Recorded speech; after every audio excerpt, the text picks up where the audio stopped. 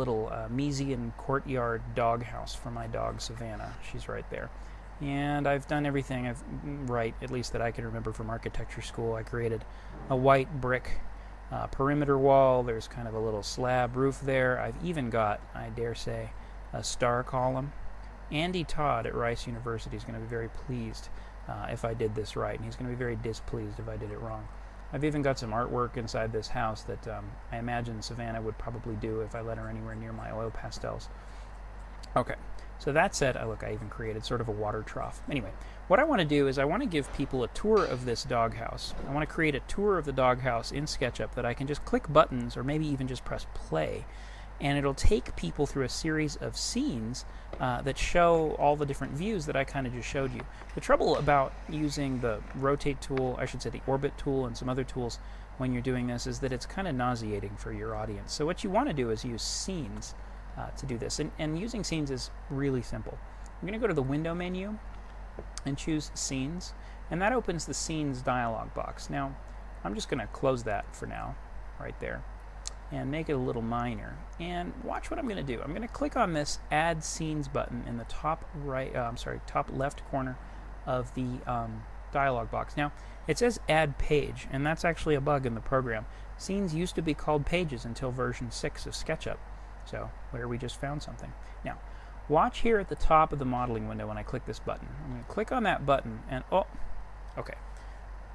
This is surprising, but it's actually not that surprising. Now, I didn't cover this in the book because we hadn't actually implemented this when I wrote this part of the book, but you're going to see this all the time. It's going to say, warning, you're creating or updating a scene and have not saved the changes you've made to your style. Now, without going into too much detail about what styles are, I almost never say do nothing and save changes. I always either update the selected style or save as a new style. And that's going to depend on whether or not I like the style that I have implemented. In this case, I want to go absolutely trouble-free. I don't even want to think about this or styles or any of that right now. So I'm always going to choose Save as New Style.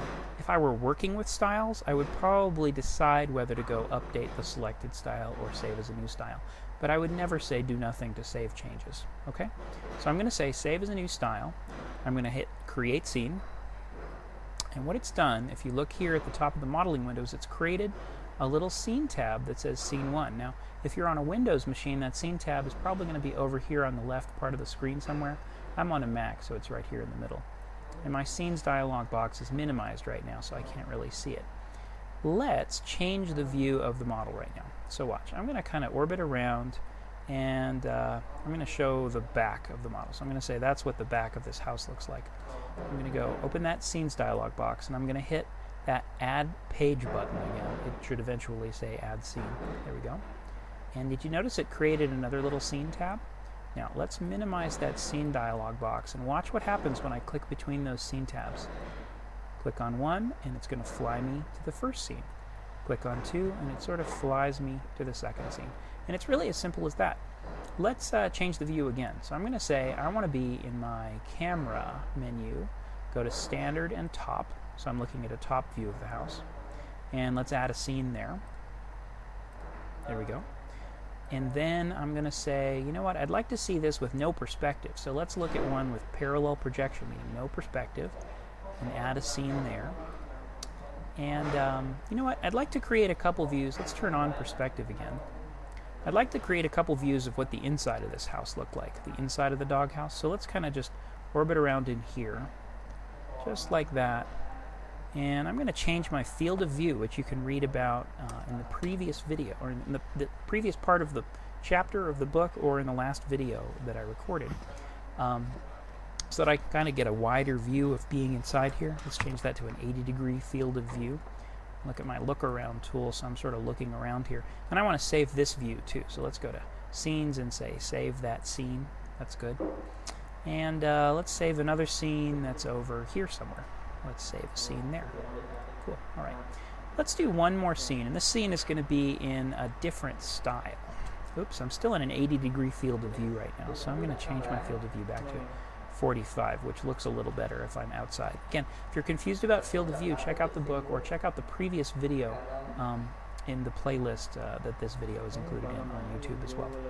Okay, so we've got this house. I'm going to change the style that it's drawn in. So let's go over to my styles dialog box, and I'm going to change my style to, I don't know, maybe a charcoal style, something like that. There we go. That's hideous, but let's say I liked it for some reason. Savannah herself actually doesn't look all that happy in this one, so I'm just going to hide her. There we go. And we've got this kind of charcoal-y looking view of the doghouse there, and I'm going to save the scene just like that. Like that. Okay, so now is the time that you can have fun. Let's just click through the scenes. Let's go. Scene 1, just like that. Scene 2, remember it was the back of the house. Scene 3 is kind of a top view. Scene 4 is a no perspective top view. It's called a plan view, and this is the kind of view you'd use if you actually wanted to, let's say, sketch, I don't know, the approach to the thing or the plants that might be around it. It's a no perspective view. Let's look at this one. That's an inside view. There's another inside view. And finally, this is that kind of sketchy view. Now, I don't have to click through these in any particular order. I can go in whatever order I want. And Sketchup handles the animation part, the part where it actually flies between them all by itself. Okay, so that's